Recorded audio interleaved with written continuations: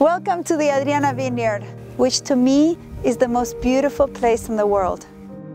About 20 years ago, I came to this place and saw that there were some parts of the vineyard where the vines were growing and thriving and other parts where they looked so sad. And I asked the viticulturalist, what's going on? And he said, if I could replant this vineyard, I would pull out all the vines, mix the soil with a bulldozer, and then replant. The soils were completely different from one place right here to 5 feet away. By studying the soils, we realized that there's actually not just one vineyard here. There's 300 vineyards, and each one of these little parcels needs to be farmed separately to reach its full glory.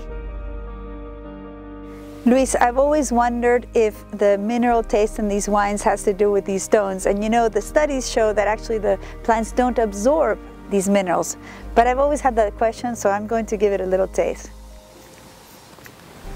How is it? It tastes like earth.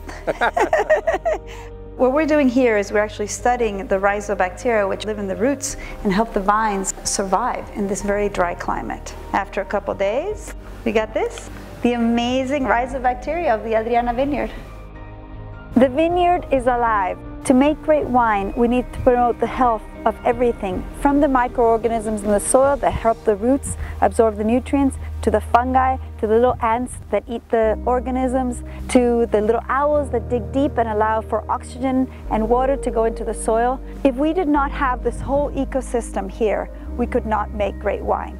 If we understand why the microbes are important, why the soil is important, why the sunlight intensity here at high altitude is important, then we can preserve it.